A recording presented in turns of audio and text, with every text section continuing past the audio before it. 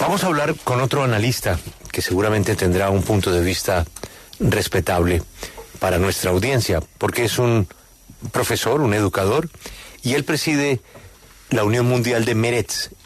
Esta es la coordinación de la acción política de este partido de izquierda. Él sabe perfectamente el drama de la situación dentro y fuera de la Franja de Gaza. Él sabe perfectamente qué es vivir en un kibutz y que de pronto lleguen unos hombres armados a disparar indiscriminadamente. El profesor afortunadamente habla español, es de origen también no solamente de Israel sino argentino, se llama Darío Teitelbaum y nos acompaña a esta hora. Profesor, buenos días. Buenos días. Profesor, ¿vamos para una catástrofe, como dice hoy el New York Times, inevitablemente? Nosotros estamos transitando de la masacre a la catástrofe. Y sin ninguna duda estamos hablando de una tragedia. Estamos hablando de una tragedia en todo sentido, en el sentido más amplio. Y estamos hablando de la situación en la cual Israel, al ejercer su derecho de defensa y al haber decidido finalizar con el Hamas como quien gobierna en la Franja de Gaza y, por supuesto, quien realizó estos actos abominables, el número de muertos asciende a 1.400. Hay 3.200 heridos. Y como bien dijo, hay alrededor de 230 personas que están en Gaza, raptados, niños, mujeres embarazadas, ancianos, etcétera. Ahora, yo quiero un poco ir en tono con su apertura. Sin ninguna duda. En Gaza hay más de 2 millones de personas. No son 2 millones de terroristas. Y hay 25 mil terroristas de las diferentes organizaciones, cuando Hamas es la más grande de todas ellas. Es decir, sí. Sí, no, adelante, por favor, qué pena. No, es decir, que Israel tiene la obligación, y digo en la medida de las posibilidades, ahora voy a explicar por qué, de tratar de que no involucrados sean dañados, a pesar de que nosotros sabemos que toda acción de guerra, no de masacre, no de sacar ojos a personas, no decapitar niños, no violar repetidamente a una mujer hasta que se le rompieron las piernas, ¿sí? Estoy hablando de la guerra, lleva a estos daños. Ahora, ¿por qué el daño podría ser aún peor que en una guerra? Porque el Hamas utiliza a sus propios ciudadanos como escudos humanos. Sus cuarteles, sus centros de inteligencia están emplazados en el centro de la ciudad de Gaza, en donde está muy poblado, y por ejemplo la comandancia del Hamas está en el hospital Shafie, pero está 20 pisos por debajo de la tierra. Entonces es evidente que esto acerca a más gente al área de riesgo. Sí. Don Darío, al comienzo de su respuesta usted dijo algo que yo lo he leído en la prensa de Israel, bueno, en unos sectores de la prensa de Israel, que me interesaría comentar con usted. Ha cometido un error anterior al ataque condenable de Hamas. Ha cometido un error en el inmediato pasado el señor Netanyahu de inflar como interlocutor a Hamas y desconocer a la autoridad palestina en Ramallah.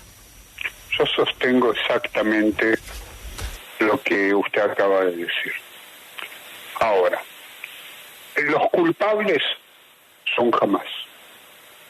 Y la apoyatura de Hamas, el eje que Hezbollah, Irán y quizás dinero de Qatar. Esos son los culpables. directos e indirectos. Ahora, las acciones gubernamentales se llevan debajo de la responsabilidad gubernamental. Ahora, si nosotros analizamos los últimos 15 años, el primer ministro de Israel fue Netanyahu, fuera de un paréntesis breve de 11 meses. Y de repente toda una concepción se derrumbó. En realidad estamos hablando de 3 derrumbes. Uno de la concepción de seguridad, la doctrina de seguridad de Israel en el sur del país. Lo segundo que se derrumbó es la capacidad inmediata del ejército de Israel de responder ante toda situación. En este caso falló la inteligencia y falló la respuesta del gobierno, del ejército, que en Israel está subordinado al gobierno. Y lo tercero que falló son las políticas gubernamentales. Ahora, como hablamos de responsabilidades y en democracia las responsabilidades hay que rendir cuentas, yo me imagino que las urnas hablarán después de esta época de guerra. Señor Teitelbaum, sé que usted se considera un judío sionista de izquierda a favor de los 2 estados y me gustaría preguntarle cómo quedaron sus convicciones después de este ataque. Yo creo, primero que nada, que en general estamos en un antes y un después. Es decir, un corte de aguas. A nivel personal, yo no sé si puedo en este momento, también por una cosa afectiva, para mí murieron amigos, tengo hijos de amigos míos que están secuestrados en Gaza. Quiere decir que no es una cosa, no es solamente de ideologías o pensamientos, sino también a nivel de lo que siento. Yo no estoy seguro que en este momento puedo soportar las mismas posturas o mantener las mismas posturas que tuve en el pasado. Días dirán, es decir, yo no creo que voy a cambiar mi piel de tal manera que me voy a transformar en un lobo desalmado. Yo conozco la franja de Gaza, he dialogado con gente moderada de la franja de Gaza, que sus vidas están en riesgo del Hamas y no de Israel. Y la verdad es que, digamos, independientemente de mi postura personal, como bien decía Julio, ¿el nombre? Sí, profesor. Como bien decía Julio, Israel de Netanyahu prefirió tener rounds de misiles y represalias con Hamas, mantener alguna clase de status quo y de cierta manera negociar indirectamente, en lugar de apoyar la Autoridad Nacional Palestina, que es realmente el representante de los palestinos por la Constitución palestina y por los acuerdos firmados. Ahora, este error no es un error casual, porque nosotros sabemos que en el momento que surja la posibilidad de paz, y yo voy a finalizar esto de manera optimista, cuando surja la posibilidad de paz, Israel va a tener que replegarse de parte de los territorios ocupados en la Cisjordania. Ahora, permítame ser optimista. Perdón, ¿quiere preguntar? Sí, disculpe. Sí, claro, profesor. Y le quiero preguntar el mundo está en vilo a la espera de la famosa operación terrestre, que se ha anunciado permanentemente que es inminente. El ministro de Defensa dijo que dentro de muy poco los soldados de Israel van a ver a Gaza no desde afuera, sino desde adentro. Por dentro, sí. Exacto. Y van a entrar, si quieren, porque el poderío militar de Israel hace que puedan entrar. El problema es cómo salir y cuánto se pueden demorar en salir y qué va a pasar después de que salgan. El gobierno de Israel, independientemente de lo que yo pienso, decretó que los objetivos de esta guerra es finalizar con el Hamas, tanto como organización militar como el gobernante de Gaza. Y estas clases de misiones no se pueden cumplir desde el aire, justamente por el daño colateral. Hay que entrar y ubicarlos donde están, y yo digo bien, ajusticiarlos, o quizás aparte de eso sí se puede detenerlos y juzgarlos. La entrada terrestre, las botas sobre el suelo, va a ser un operativo muy complicado a nivel logístico, ya que Gaza es un campo minado. Hay minas debajo de asfalto, listas para explotar cuando los carros de asalto de Israel entren en la ciudad de Gaza. No obstante, y yo quiero decir que esto puede tener una cosa positiva. Desde el momento que Hamás no exista más, ni como ente semigubernamental, ni como organización terrorista, porque su gran mayor parte de activistas hayan sido neutralizados y sus cabecillas tomadas, sí, existe la posibilidad del retorno de la Autoridad Nacional Palestina a Gaza. Eso cambia las reglas del juego, porque la Autoridad Nacional Palestina justamente, a pesar de la ocupación y por los acuerdos firmados, ayuda a Israel a prevenir el terrorismo dentro de la Cisjordania, los territorios ocupados. No lo hace con 100%, no todo es éxito, tienen errores, etcétera, etcétera, pero no son un lugar con el cual nosotros estamos en guerra. Quizás diría al contrario. De manera que la desaparición de Hamás en la franja de Gaza, y teniendo en cuenta que va a ser un alto precio, podría ser a largo plazo una bendición para todos. Sí. Don Darío, permítame ir a la tragedia. Entiendo que su kibutz está a 7 kilómetros de la franja. ¿Dónde se encontraba usted al momento del ataque y cómo se enteró que estaban bajo un ataque coordinado terrorista? En mi casa. Nosotros tenemos refugio en mi casa. Nos despertaron las alarmas, ahí hicimos lo que hay que hacer. Ya desde el primer momento, ya estoy acostumbrado a los bombardeos con misiles. Y sabemos incluso los sonidos, qué es salida, qué es entrada, qué es intersección. Desde el momento que el ataque fue tan denso y con una frecuencia tan alta, quedó claro que eso no es un ataque común. Y efectivamente, después supimos, y ese es el gran error de la inteligencia israelí, que se trató de una clase de cortina de fuego o de humo, si usted quiere, para permitir la incursión terrestre al principio de fuerzas del Hamás y después simplemente de un grupo de miles de personas que corrieron desde la franja de Gaza hasta las kibutzim, junto con el Hamás, por supuesto, y eso es lo que permitió en realidad esta incursión terrestre. Luego de eso, alrededor de mi kibutz, hubo 2 intentos de incursiones que fueron frenados a unos, vamos a decir así, unos 400, 500 metros de lo que sería mi casa, y fueron neutralizados inmediatamente. 2 de ellos se rindieron y 3 fueron abatidos. Ajá. Partiendo de que jamás no puede existir para erradicar la violencia, ¿no piensa usted que se podría empezar por construir la paz total ya mismo en Cisjordania, desmantelando todas las colonias israelíes donde no hay jamás ni justificación aparente, entre comillas, para que sigan muriendo palestinos? Vamos a dividir la respuesta en tres etapas. ¿Vale? Primero que nada, en este momento no están dadas las condiciones. Después de un ataque brutal de esta envergadura, después de la crueldad, yo no creo que en este momento haya una voluntad popular de llegar a alguna clase de acuerdo. Habiendo dicho esto, yo soy de las personas que sostienen que tenemos que hablar con la Autoridad Nacional Palestina para poder llegar a un acuerdo con seguridades internacionales que nos permita retirarnos de una parte de los territorios ocupados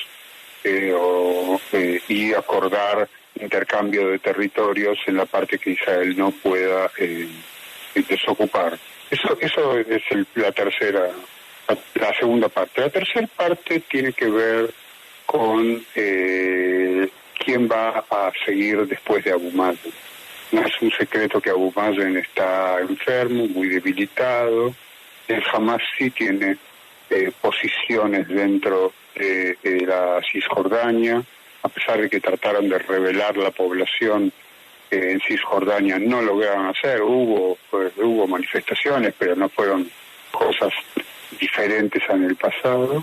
De manera que me parece que ese sería el tren de espera. No nos olvidemos también que hay una demanda norteamericana, que en este momento está tendiendo una red de seguridad a Israel, incluso por medio de 2 portaaviones que están en la zona y que podrían ayudar a interceptar misiles que vendrían desde Teimán, como el Yemen, como se tiraron entre ayer y hoy, que vinieran desde el Líbano o de Irán. Entonces, pero por el otro lado está la demanda americana. Así que, como nuevamente yo no sé en este momento, me siento confundido, vivo aquí hace 45 años, esta es mi casa, esta es mi región, estuve en Gaza antes de que todo esto hubiera ocurrido, muchos años atrás, cuando se podía entrar a la Franja de Gaza. Por supuesto que no tengo absolutamente ninguna clase de sensación islamofóbica. Lo que hicieron el Hamas es una nueva categoría de maldad, es una nueva categoría que no conocemos del pasado. Hay algo, don Darío, que ha dicho usted lo ha repetido en 2 ocasiones, y que acabo de escuchar al ministro de Defensa israelí, a Galán, decir algo de los 3 periodos en los que se va a realizar, digamos, la actividad militar, ¿no? Y en el tercer periodo dice, y le seguirá un tercer periodo en el que Israel quedará eximido de su responsabilidad con la vida en la Franja de Gaza y se establecerá una nueva realidad de seguridad para los ciudadanos del país. Esto liga con lo que dice usted.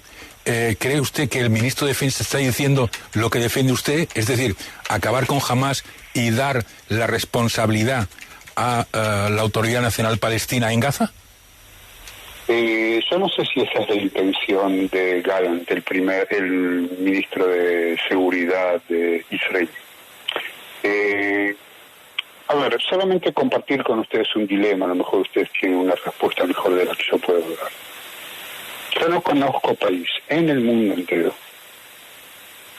que a lo largo de años y años y años dio a su enemigo, porque jamás es enemigo de Israel, electricidad, agua, red celular, entrada de ayuda internacional, 22.000 personas que trabajaban diariamente en Israel. Quiere decir que de antemano la postura y la actitud concreta de Israel, o una actitud humanista que ante la falta de humanismo del Hamas evidentemente está limitada. Hoy se permitió el paso de ayuda internacional desde Egipto por la entrada de lo que se llama el Arish.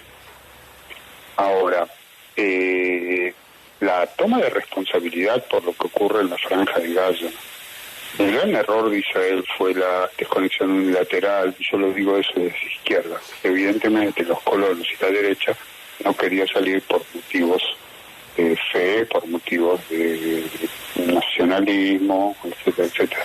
Yo pensé que no había que salir sin acuerdo. Es decir, que sí había que salir, pero con un acuerdo.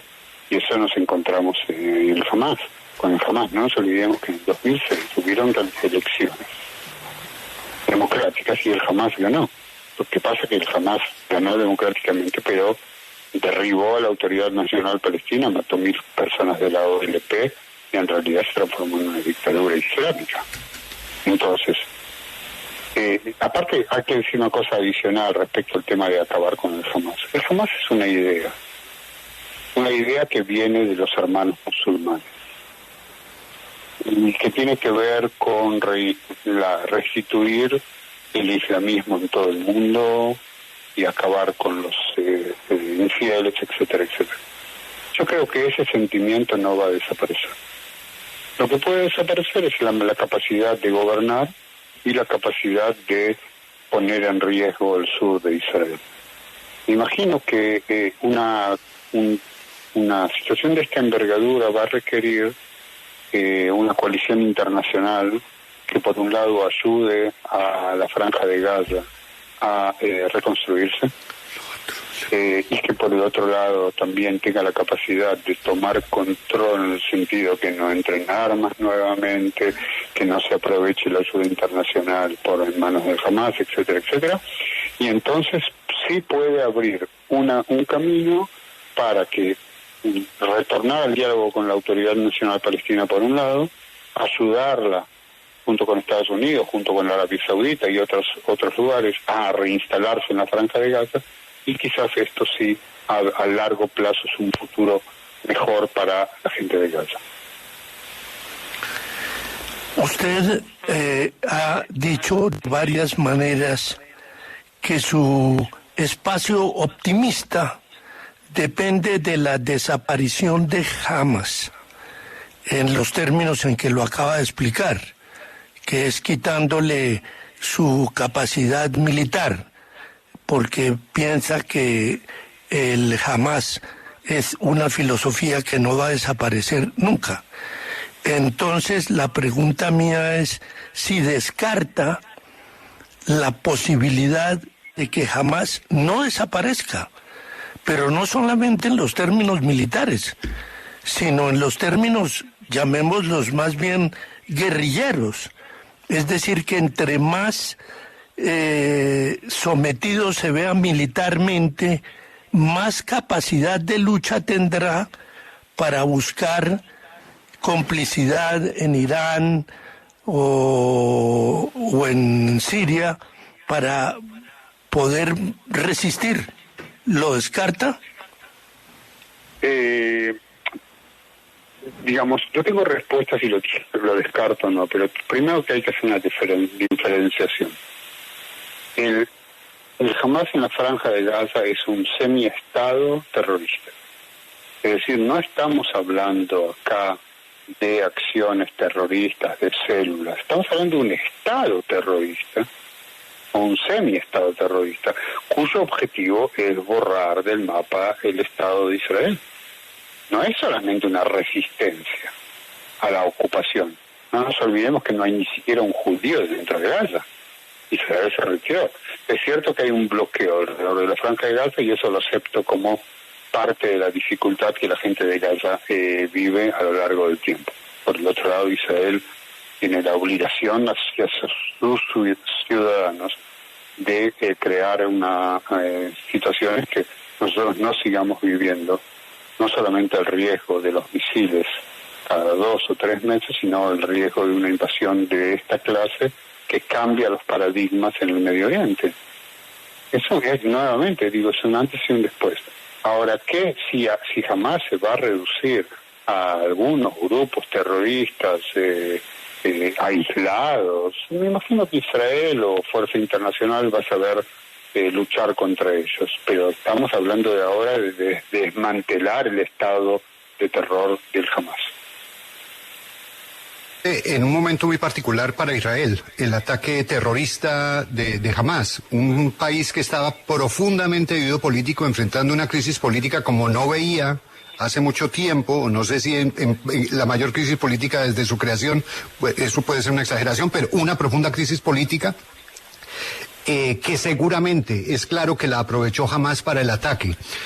Cuando todo esto termine, ¿usted cree que Netanyahu puede superar la responsabilidad política que le cabe en todo lo sucedido? Varios ministros de Netanyahu, de manera bastante valiente, tomaron responsabilidad por sus errores, inclusive el ministro de Defensa. Eso, ahora, ¿qué significa la toma de responsabilidad? Digamos, en este momento se podría manejar esta guerra sin Netanyahu. Es decir, si Netanyahu hubiera tomado responsabilidad de alguna manera, directa, indirecta, etcétera, pero Netanyahu nunca en su historia política tomó responsabilidad por nada. Quiere decir que va a ser muy difícil que él salga de su modus operandi. Lo que sí va a pasar, me imagino yo, que lo van a sacar. Es decir, cuando haya elecciones va a haber un cambio.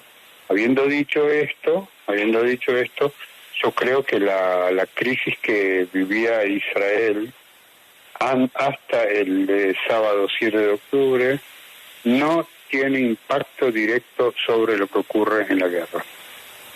Es decir, todos aquellos que estaban en las manifestaciones hoy en día son los que se encargan de la parte civil ante un Estado desarmado por Netanyahu y sus ministros, se encargan de la parte civil. Toda la protesta tiene rol en esta guerra de ayuda, de apoyo, de cocina, de logística, etcétera, etcétera. Entonces, la fuerza de la protesta va a quedar intacta.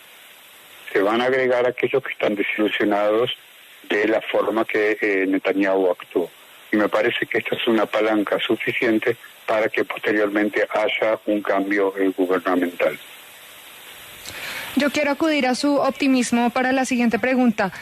Cuando todo esto termine, si termina pronto, ¿cómo podemos imaginarnos que haya un corte en este ciclo de odio y violencia por lado y lado? Porque digamos que jamás se puede erradicar, los colonos de Israel pueden retirarse de los asentamientos, pero las nuevas generaciones, los niños que han vivido esta guerra, indudablemente tienen trauma y odio sembrado en ellos. ¿Cómo sería posible que las nuevas generaciones, digamos, cambien su forma de pensar y de sentir hacia el otro para de verdad pensar en una paz sostenible a largo plazo?